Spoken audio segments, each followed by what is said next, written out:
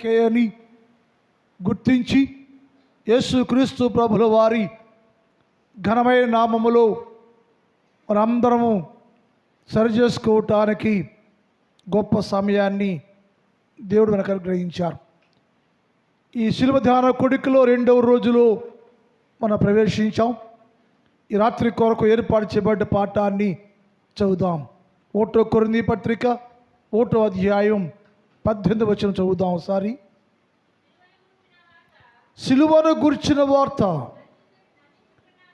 నశించుచున్న వారికి వెర్రితనముగాను, రక్షించబడుచున్న మనకు దేవుని శక్తి. ఈ వాక్య భాగంలో సిలువ యొక్క ప్రాముఖ్యత వ్రాయబడి ఉంది.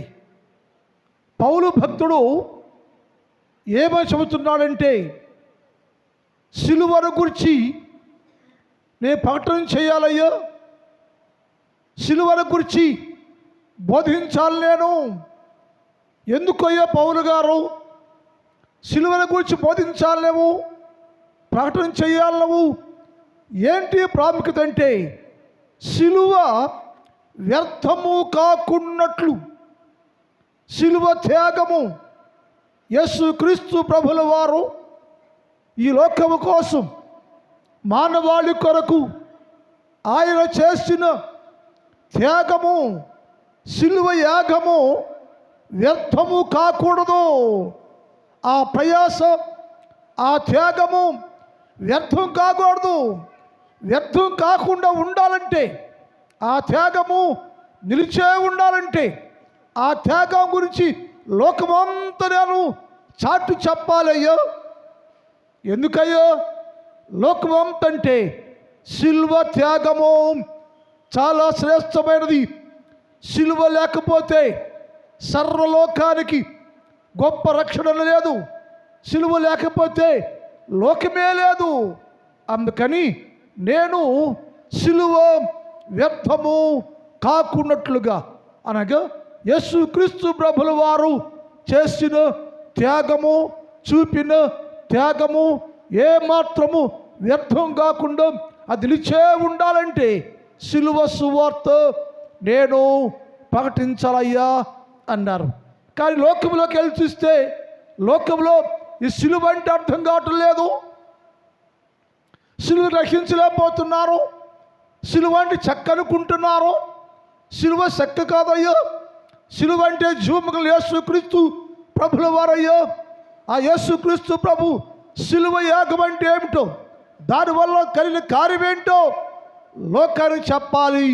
అయితే లోకమంతా వెర్రిగా ఉందయ్యా అన్నాడు. లోకమంతా వెర్రితనముగా ఉంది. దేని విషయంలో అయ్యా? సిలువ విషయంలో లోకమంతా వెర్రిగా ఉన్నారు, వెర్రితనముగా ఉన్నారు, వెర్రి మాటలు మాట్లాడుతున్నారు. యేసయ్య దేవుడు కాదు అంటున్నారు. యేసయ్య దేవుడైతే మేకులతో ఎందుకు కొట్టారయ్యా అంటున్నారు. రకరకాలుగా మాట్లాడుతున్నారు. కారణం ఏంటంటే వెర్రితనము కలిగి ఉన్నారయ్యో. ఎవరు వెర్రిగా ఉండారో, వెర్రితనము కలిగి ఉన్నారో, సిలువ త్యాగం అర్థం కాలేదు, సిలువ యాగం అర్థం కాలేదు. సిలువ త్యాగాన్ని గ్రహించకుండా, అర్థం చేసుకోకుండా వెర్రితనంగా ఉన్నటువంటి వారి గురించి నేను వ్యాధిలో పడుతున్నానయ్యో. ఆ సిలువల గురించి నేను చెప్పాలి. ఎవరు చెబుతావయ్యా నువ్వంటే, వెర్రిగా మాట్లాడుతున్న వారికి, వెర్రితనం కలిగిన వారికి సిలువ గురించి, సిలువ విలువ ఏంటో, సిలువ ప్రాముఖ్యత ఏంటో, సిలువ శక్తి ఏంటో, సిలువ ఏం చేస్తుందో, సిలువ వల్ల కలిగి లాభం ఏంటో నేను చెప్పాలయ్యా. ఎవరు చెబుతావయ్యా పౌలు గారు అంటే, వెర్రితనం కలిగి ఉన్నారయ్యా. వారు వెర్రిగా ఉండడానికి కారణం ఏంటయ్యో? లోకములో దేవుళ్ళని కూడా చాలామంది ఉన్నారు. యేసు ప్రభుల వారే దేవుడు చెబుతున్నాం కదా. ఆయన మాత్రమే చనిపోయి తిరిగి లేచిన వ్యక్తి అని చెబుతున్నాం కదా. అయినా కానీ లోకమంతా ఇంకా వెర్రిగానే ఉందయ్యో. వెర్రివారుగా ఉన్నారు. వెర్రివారుగా ఉండటానికి కారణం ఏంటయ్యో? ఎందుకు వారు సత్యమును, యేసుక్రీస్తు ప్రభుల వారిని దేవునిగా అంగీకరించ, సిలువను గుర్తుంచక, సిలువ నీడలోకి రాలేక, సిలువ మార్గంలో నిలవలేక లోకంలోనే ఉన్న కారణమేంటయ్యా?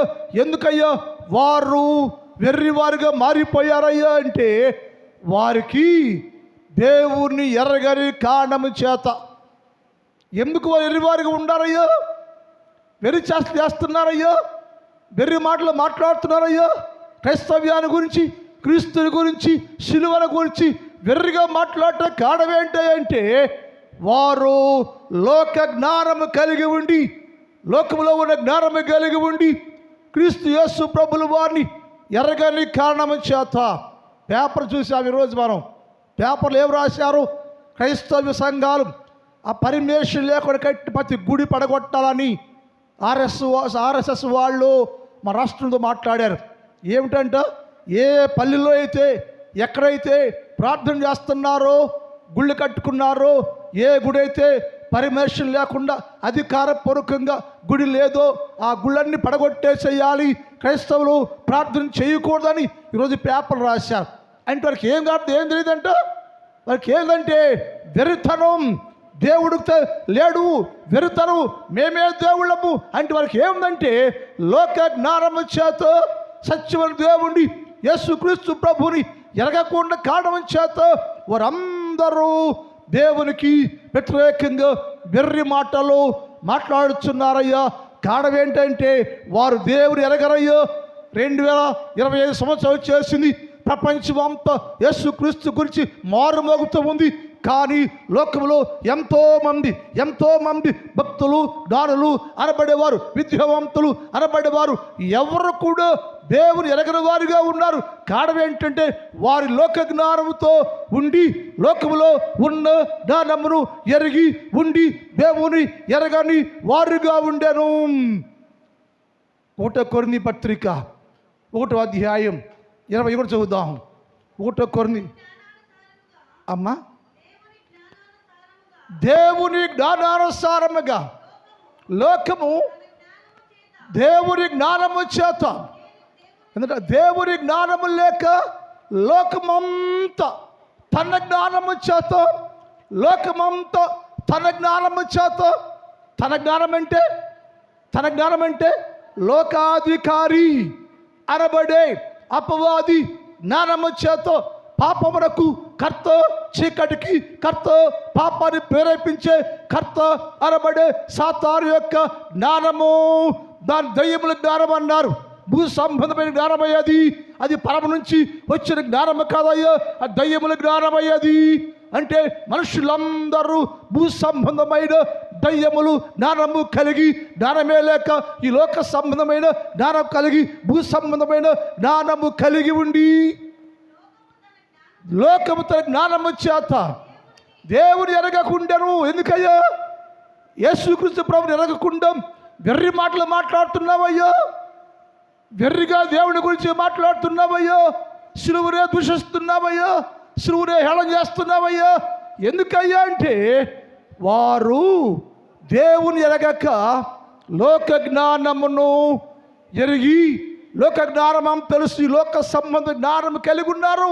పండితులు అనబడేవారు, గొప్పవారు, విద్యావంతులు, మేధావులు అనేక మంది లోక జ్ఞానము కలిగి ఉండి సత్యము అనే దేవుణ్ణి, రక్షకుడు అనే దేవుడు శిలువ పైన వేలాడి సర్వ మానవాళి పాప పరిహారార్థంగా శిలువను భరించి అందరి పాపాలు మోసినటువంటి యేసుక్రీస్తు ప్రభుల వారి గురించి వెర్రి మాటలు మాట్లాడుచున్నారు.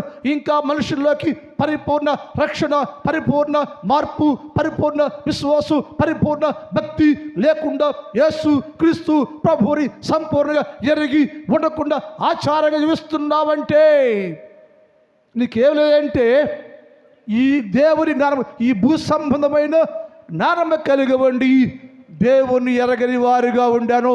పాత్ర మాందంలో కూడా మాట్లాడింది. ఇర్మియా గ్రంథం 4వ అధ్యాయం 22 చూద్దాం. ఇర్మియా 4:22లో ఒక మాట వ్రాయబడి ఉంటుంది. నా జనులు అవివేకులయ్యో, నా ప్రజలే, లోకంలో ఉన్న వారందరూ నా ప్రజలే, కానీ నా ప్రజలు అవివేకులు, వారు నన్ను ఎరగరయ్యా, నన్ను ఎరగకపోగా ఎరగకుండా ఉంటే మంచిదే. అవివేకులుగా మారిపోయి లోకాన్నే ప్రేమిస్తూ, లోక జ్ఞానాన్నే ప్రేమిస్తూ, లోక సంబంధిగా ఉంటూ వారందరూ నన్ను ఎరగకుండా నన్ను ఎరగని వారిగా ఉండి వెర్రి మాటలు మాట్లాడుతున్నారయ్యా. వారు నూళ్ళైన పిల్లలు, వారికి తెలివి లేదయ్యా, యోచించరయ్యా, ఆలోచించరయ్యా. సిలువ ఎందుకు వేయబడ్డాడో యేసయ్యా? యేసుక్రీస్తు ప్రభులు వారు సిలువ వేయబడలేదా? సిలువ వేశారు కదా, ఎవరి కోసం అయ్యా అని ఆలోచన కలిగి ఉండాలి. బరబ్బాను విడుదల చేయండి, యేసుక్రీస్తు ప్రభుల వారిని చంపేయండి అన్నారు. బరబ్బా విడిపించబడ్డాడు. సిలువలోకి యేసు ప్రభు ఎక్కారు. బరబ్బా ఆ ప్రాకారం దాటి జైలులోంచి బయటకు వచ్చి రోడ్డు మీద నడుస్తూ ఉన్నాడు, సాగిపోతున్నాడు, ఒంటరిగా ఉన్నాడు. అంతమంది బరబ్బా చుట్టూ చాలామంది ప్రజలు ఉండేవాళ్ళు, చాలామంది జనసమూహం ఉండేది. ఎప్పుడైతే యేసుక్రీస్తు ప్రభుల వారు సిలువ పైన వేలాడాడో, సిలువెక్కాడో, విడుదల కలిగిందో, బరబ్బా రోడ్డు మీద నడుస్తూ ఉన్నాడు. అలా నడుస్తున్నప్పుడు బరబ్బకు ఆలోచన చేశాడు. ఏంటి ఆలోచన అంటే, నేను మనిషిని కదా, నేను అర్హంతకుడు కదా, నేను పాపిని కదా, నేను దుర్మార్గుడు కదా, నేను దోషిని కదా, నేను పాపిని కదా, ఆ సిలువ నా కొరకే ఏర్పాటు చేయబడింది కదా, మరి ఎందుకు ఆయన ఎక్కాడు? నేను కదా చనిపోవలసింది. బరబ్బా ఆలోచన చేస్తున్నాడు. ఎక్కడ? రోడ్డు. అంతముందేమో బరబ్బాకు భూ సంబంధమైన జ్ఞానం ఉంది, దేవుని ఎరగని వాడిగా ఉన్నాడు, దేవుడు లేడన్నాడు, లోకాధికారి లోబడిపోయి ఉన్నాడు. విడుదలకి వెళ్ళాక యేసుక్రీస్తు ప్రభుల వారు సిలువ ఎక్కినాక రోడ్డు నడుస్తున్నాడు. ఇంకా సిలువ దించల, యేసు ప్రభుల వారు సిలువ మీదే ఉన్నాడు. బరబ్బా రోడ్డు మీద నడుస్తున్నాడు. బరబ్బా ఆలోచన చేస్తున్నాడు. ఏంటి వింత? నేను కదా పాపిని, ఆయన ఏ పాపం చేశాడు?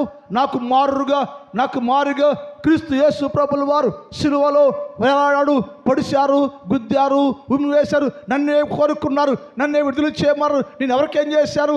ఈ లోకానికి, రోమా గవర్నర్కి కానీ, రోమా సామ్రాజ్యానికి కానీ, లేక యూదా జాతికి కానీ నేనేమైనా మేలు చేశానా, న్యాయం చేశానా? ఏం చేశాను? నేను ఏం చేశానని ఈ ప్రజలందరూ నన్ను కోరుకున్నారు. బరబ్బను సిలువేయమన్నా, యేసుక్రీస్తు ప్రభుని సిలువేయండి, బరబ్బాను విడుదల చేయమన్నారు. ఏంటయ్యా అంటే, లోకానికి దేవుని గురించిన భయము ఎరగకుండా ఏమని ఎరగలేదయ్యా. ఇశ్రాయేలీలు ఎరగలేదు. రోమా సామ్రాజ్యం, రోమా చట్టం యేసు ప్రభుని ఎరగలేదు. మనుషులందరూ ఎరగలేదు. అందుకే వేశాడు, నా జనులు అవివేకులయ్యో, వారు ఎరగరయ్యో, మూడుల పిల్లయ్యో, వాళ్ళు తెలివి లేని వారయ్యో. తెలివి ఉంటే, జ్ఞానం ఉంటే, వివేకం ఉంటే, జ్ఞానం కలిగి ఉంటే, అది భూ సంబంధ జ్ఞానం ఒక నిజమైన దేవుని జ్ఞానం కలిగి ఉంటే వారు నన్ను సిలువ వేసి చంపేవాళ్ళు కాదయ్యా. ఫ్రమ్ ది బిగినింగ్ నుంచే నన్ను సిలువ వేయాలనుకుంటున్నారయ్యా. ఎందుకయ్యా? నేను బరబ్బగా తీసేస్తున్నానంటే, బరబ్బ చెప్పాడు, నేను అవివేకిని, జ్ఞానం లేనివాడను కాబట్టి నేను దేవునికి వ్యతిరేకంగా జీవించాను అంటూ అవివేకినయ్య, నేను తెలివి లేనివాడను. నేను నా కోసం యేసు ప్రభుల వారు సిలువలో చనిపోయాడయ్యా అని అతడు రక్షణ పొంది దేవుని సాక్షిగా బరబ్బా నిలిచి ఉండెను. ఇది సాక్షి జీవితం. ఒక దొంగ, ఒక మోసగాడు, అతనికి ఏం లేదంటే వారు అందరూ ఏమన్నారు? ఇప్పుడు అవివేకంగా ఉన్నారు, అవివేకులయ్యో. అక్కడ మాట ఏదండి, సిలువను కూర్చున్న వార్త నశించున్న వారికి వెర్రితనము కానీ, రక్షించబడిన వారికి ఎందుకు వెర్రిగా ఉండాలయ్యా? వారు వెర్రివాళ్ళు కాబట్టే నన్ను కోరుకున్నారయ్యా. వారు వెర్రి జనాంగం కాబట్టే యేసుక్రీస్తు ప్రభుని సిలువేయని అన్నారయ్యా. వారు వెర్రివాళ్ళు కాబట్టే పాపిని అనబడే నన్ను కోరుకున్నారయ్యా. ఈ ప్రజలు అవివేకులు అంటే అక్కడ మాట్లాడదు వాళ్ళు.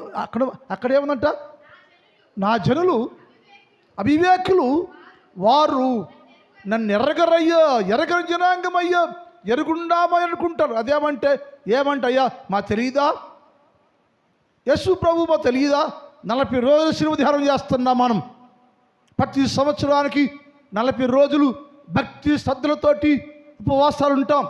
రోజు ఉండేవాళ్ళు ఉంటారు, 2 రోజులు ఉండేవాళ్ళు ఉంటారు, 1 రోజు ఉండేవాళ్ళు ఉంటారు, ఒక పూట ఏదైనా 40 రోజులు అందరూ ఉపవాసం ఉండి ప్రార్థనలో చేస్తున్నాం మనం. అయితే ఎంతవరకు మనము యేసుక్రీస్తుకి సాక్షులుగా జీవిస్తున్నాం? బరబ్బా ఉపవాసం ఉండలా, శిలువ ధ్యానం కొడుకు చేయలా, రోడ్డు నడుస్తున్నాడు. తనేంటి గ్రహించాడు? నేనెవరిని, ఆయన ఎవరో గ్రహించాడు. ఆయన యేసుక్రీస్తు ప్రభుల వారు దేవుడు అని గ్రహించాడు. నేను పాపాత్ముడిని అని గ్రహించాడు. మరి నేనెందుకు చనిపోవట్లా? ఆయన ఎందుకు చనిపోయింటే నా కోసం ఆయన చనిపోయాడంటే ఇంతవరకు ఇప్పుడు దాకా నేను ఎలా జీవించాయి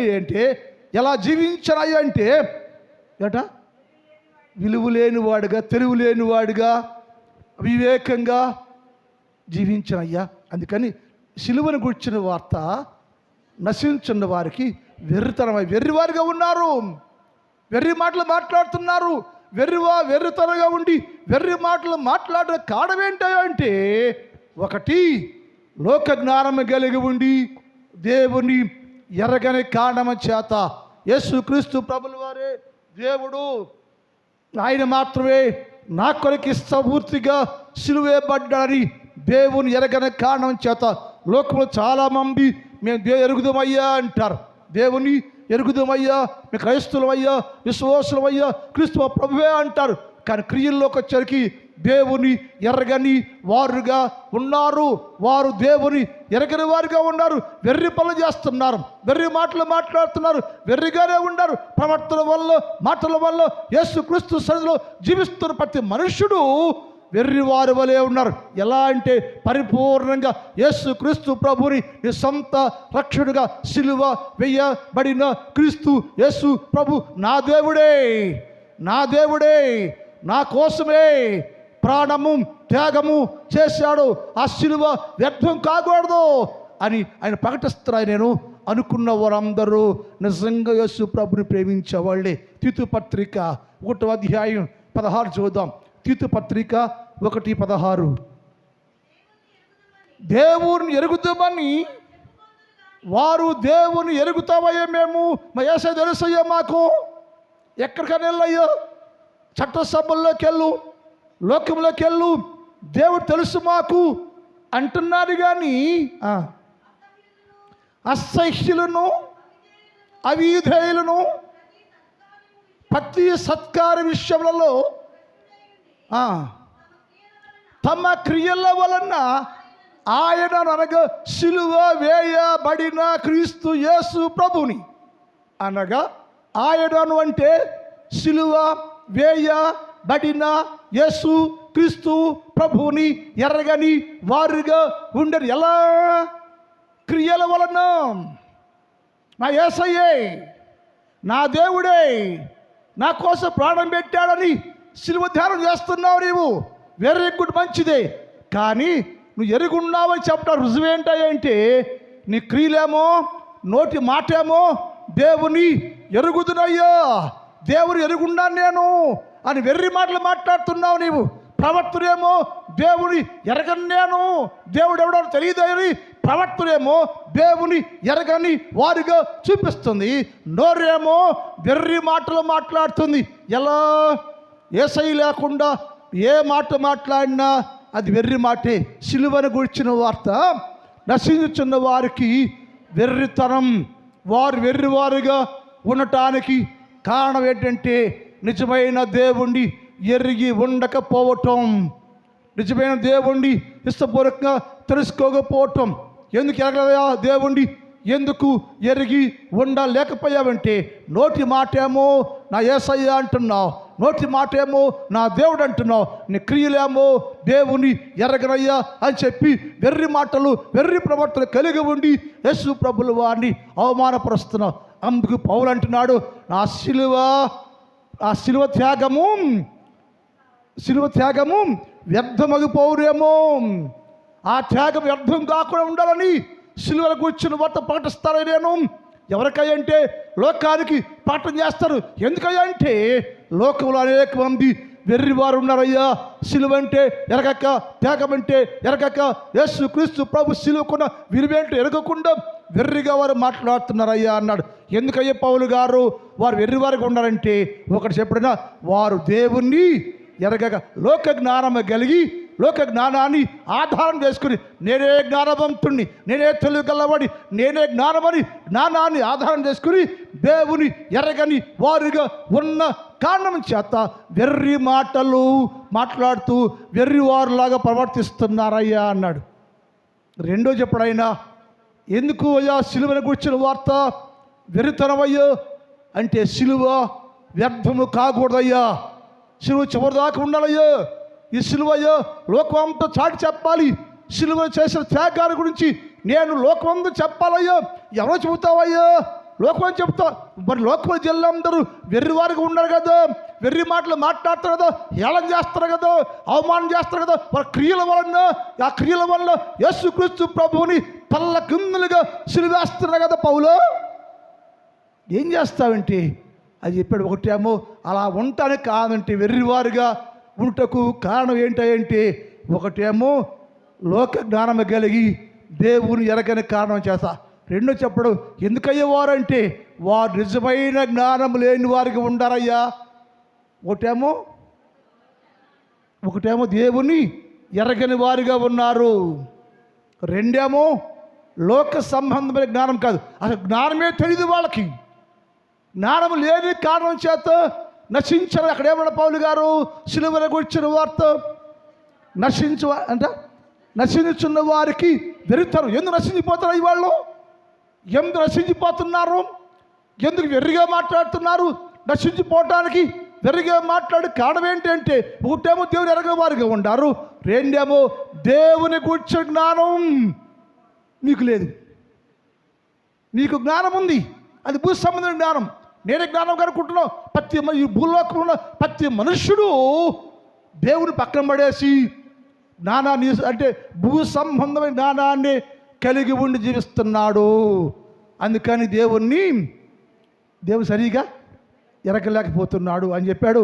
రెండు చెప్పాడు, దేవుని గురించిన జ్ఞానము లేదయ్యా, అందుకే రక్షించిపోతున్నారు, వెర్రి మాటలు మాట్లాడుతున్నారయ్యా. ఒక వ్యక్తి నిజమైన దేవుని జ్ఞానం కలిగి ఉంటే సిలువ గురించే మాట్లాడతాడు. పౌలు గారికి చాలా జ్ఞానం ఉంది. బైబిల్లో ధర్మశాస్త్రంలో ప్రావీణ్యత కలిగిన వాడు. గమనిల పాత దగ్గర ఎంతో ప్రావీణ్యత నేర్చుకున్నాడు. ఆయన చాలా రకరకాలుగా ధర్మశాస్త్రాలు వివరించి చెప్పే జ్ఞానము తెలివి ఉంది. కానీ దమస్కో మార్గంలో దేని విన్నాడో, ఏ స్వర విన్నాడో, ఏ మాట విన్నాడో, ఏ మాట లోబడ్డాడో, ఏ దృశ్యాన్ని చూచాడో, ఆ సిలువ ఎవరి కోసం, నా కోసం గ్రహించాడో, ఆ సిలువ వ్యర్థం కాకూడదయ్యా, నా పాపం కోసం నా కొరకు సిలువ ఏర్పడ్డాడు యేసయ్యా, ఆయన దేవుడయ్యా. నా జ్ఞానం కంటే ఆయన జ్ఞానమే గొప్పదయ్యా, గొప్ప జ్ఞానవంతుడు జ్ఞానమే యేసయ్యా. జ్ఞానం సిలువ వేయబడిందయ్యో. కాబట్టి ఎందుకయ్యా వారు వెర్రి మాటలు మాట్లాడుతున్నారంటే, పౌలు అంటాడు వారు జ్ఞానం లేక నశించిపోయారయ్యా. నశించిన వారు వెరుతనంగా ఉందయ్యా. నశించిపోవడం కారణమేంటయ్యో, వెరిగే మాటల కారణమేంటంటే ఆయన చెప్పాడు, నా ప్రజలకు దేవుని గురించి జ్ఞానం లేదు. హోషేయ గ్రంథం 4వ అధ్యాయం 6వ చదువుదాం. హోషేయ టైం అయిపోతుంది, 4:6. హోషేయ నీవు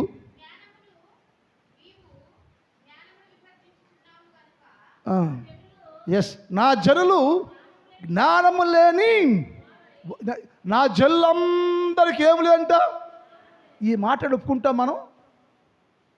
ఒప్పుకుంటామా? ఆ రానుడు కూడా ఒప్పుకోడు. ఎందుకు నేను జ్ఞానం లేదా, నేను మనుషుని కదా అంటాం, సహజంగా మనుషులు కాబట్టి. యేసే అన్నాడు, ఎందుకయ్యా యేసుక్రీస్తు ప్రభుని సిలువను వ్యర్థంగా మాట్లాడుతున్నావయ్యో? యేసు ప్రభు దేవుడు ఎందుకు నమ్మలేకపోతున్నావయ్యో? యేసుక్రీస్తు ప్రభు సిలువ త్యాగాన్ని గ్రహించలేకపోతే కారణం ఏంటయ్యో? యేసుక్రీస్తు ప్రభు నీ కొరకే సిలువ పడ్డాడు కదా, నీ కొరకు చనిపోయాడు కదా, ఎందుకు ఆయన్నే దేవునిగా నమ్మలేకపోతున్నావే? నువ్వు ఎందుకు వెర్రి మాటలు మాట్లాడుతున్నావు, నశించిపోతున్నావు? కారణం ఏంటంటే వారికి దేవుని గురించి జ్ఞానము లేక వారు నశించిరి. అలాగే మనసుదమ్మా, నా జనులు జ్ఞానము లేని వారై నశించిపోతున్నాయో. దేవుని అక్కడ దేవుని గురించి జ్ఞానము లేని కారణము చేత వారు నశించిపోయారు. నశించిపోయేవాడు ఏం మాట్లాడతాడంటే వెర్రి మాటలు, జీవము కలిగిన మాటలు మాట్లాడలేడు. ఎందుకంటే వాళ్ళు దేవుడు లేడు, వాక్యం లేదు, ప్రార్థన లేదు, భయము లేదు, భక్తి లేదు, వాక్యానుసారం జీవితం లేదు, నీ లోక సంబంధ జీవితమే కలిగి ఉన్నాడు. వారు దేవుని ఎరగని కారణము చేత, వారు దేవుని ఎరగని జ్ఞానము లేని కారణం చేత, దేవుని జ్ఞానము లేని కారణం చేత నశించారు, నశించిపోతున్నారు. అది అలా నశించిపోయే వారికి సువార్త, దేవుని వార్త, శిలువ వార్త, శిలువ త్యాగం, శిలువ మ్రానిపైన యేసుక్రీస్తు ప్రభు వారు చేసిన గొప్ప త్యాగము వెర్రిగా ఉందయ్యా. ఈ రాత్రి నువ్వు ఎలా ఉన్నావు? నువ్వు ఎలా ఉన్నా? వెర్రివాళ్ళగా ఉండావా? నశించిపోతున్నావా? జరిగిన వాడుగా ఉండావా? నీ క్రియల వలన యేసుక్రీస్తు ప్రభుని ఎరగనివాడికి చూపిస్తావు లోకానికి. ఎప్పుడు అలా ఉంటే నీకు కూడా ఏమి లేదంటే దేవుని గురించిన జ్ఞానం నీకు లేదు. ప్రార్థన మిగిలిన భాగాన్ని రేపటి కాలం ధ్యానం చేద్దాం. మా తండ్రి, నీ పాదములకు వందనాలు. పరిశుద్ధుడైన దేవ, మీకే స్తుతి స్తోత్రాలు తెలియచేస్తూ ఉన్నాను. ఈ రాత్రి సిలువను గూర్చిన వార్త నశించున్న వారికి వెర్రితనము అని చెప్పావయ్యా. ఎవరు వెర్రితనంగా ఉన్నారా అంటే, ఒకటి లోక జ్ఞానాన్ని ఆధారం చేసుకుని దేవుని ఎరగని వారు వెర్రివారుగా ఉన్నారు అని చెప్పావయ్యా. ఎవరు వెర్రివారుగా ఉన్నారంటే జ్ఞానము లేనివారు, దేవుని గురించి జ్ఞానము లేని వారందరూ వెర్రివారే, పిచ్చివారే, దేవుని తెలుసుకోకుండా ఉండేవారే అని చెప్పావయ్యా. అందుకని నీ సిలువను మొయ్యలేక, సిలువను వెంబడించలేక, సిలువలతో జీవించలేక లోకానుసారంగా ఉంటున్నాం ప్రభా. ఈ సిలువ ధ్యాన కొడుకుల్లో ప్రతి బిడ్డ ప్రభా సిలువ గురించి విని ప్రభా రక్షించబడి, అది నా శక్తి, నా బలము, నా యేసయ్య నా బలమని ఎరిగి నీలో జీవించుటకు సహాయం చేయండి.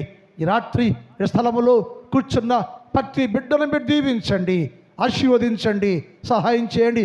40 రోజులయ్యా బిడ్డలందరూ భక్తి శ్రద్ధలతో ప్రభువా ప్రార్థన చేసుకొని బలపడి నీ నామాన్ని ధరించుకొని జీవించేవారిగా సహాయం చేయి. నా సంఘాన్ని మీరు దీవించండి, ఆశీర్వదించండి. ప్రతి కుటుంబాన్ని మీరు దీవించండి, ఆశీర్వదించండి. పొలాలు పంటలు దీవించండి. వ్యవసాయం చేస్తున్న ప్రతి రైతులు దీవించండి.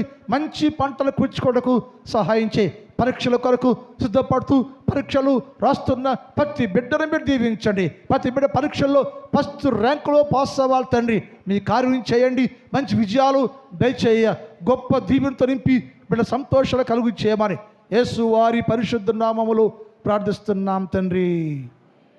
ఆమేన్. అందరూ చేతులు పెడదాం. కుమారుడు యేసుక్రీస్తు వారి కృప, పరిశుద్ధాత్మ దేవుని యొక్క అన్నిని సహవాసం ఇప్పుడు ఎప్పుడు ఎల్లప్పుడూ సదాకాలము మనందరికీ తోడై యుండును గాక. ఆమేన్. హల్లెలూయా, హల్లెలూయా. మీ అందరూ కొందనాలండి, క్షేమంగా వెళ్ళరండి.